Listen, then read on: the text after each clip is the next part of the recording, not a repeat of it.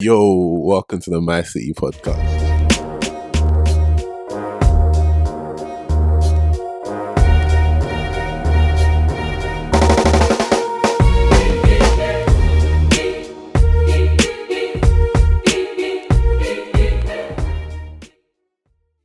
You write for BBC Africa. Tell us about that.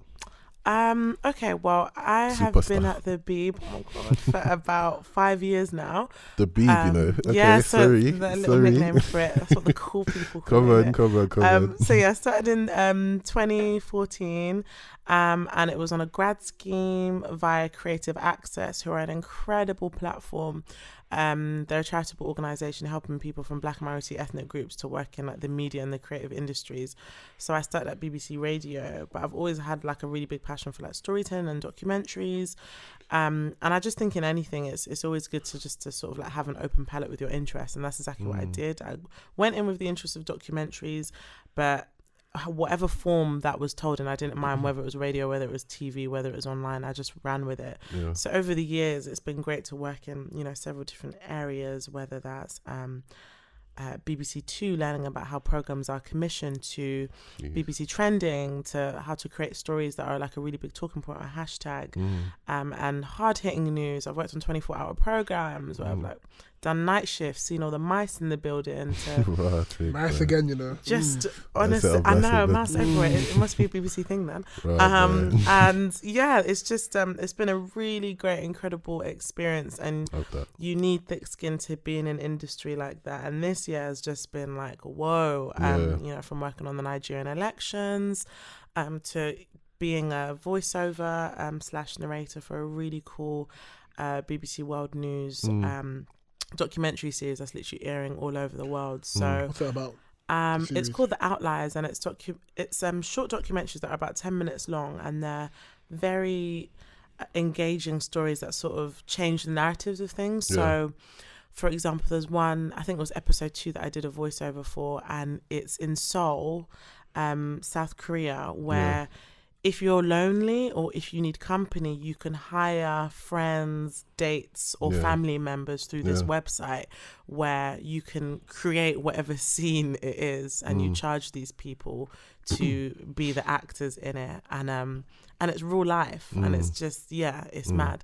To the latest episode about getting kids in the streets of London that are on the streets through biking. I don't know if you guys are randomly see it. There are quite a few of them in South London. I know Terrell Lewis, who's very active in the youth, has done something similar, where kids are literally just on bikes, like doing wheelies and etc.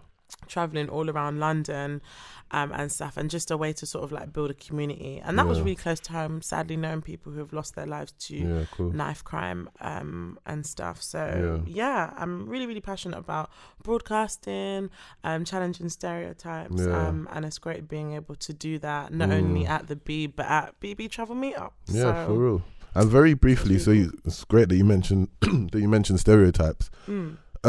So as a Black woman working in that industry, and I also have, maybe not a bone to pick with you, but I know, I know we had an episode quite a while back with Samuel Boateng from The Apprentice. I don't know if you know. I know. And we spoke a lot about the way Joanna Jaju I love her. was represented on that show.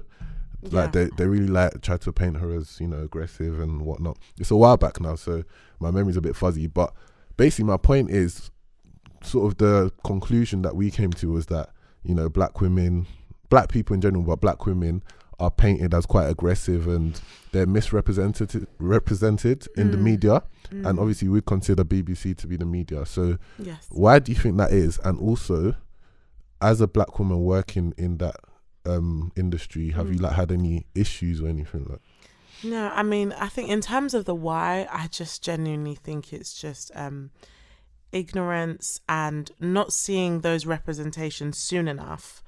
Because you've got to bear in mind, like, my organisation is not an in-house secret. It's on Google, it's everywhere. It's founded in like the 1920s or something by this old rich white man.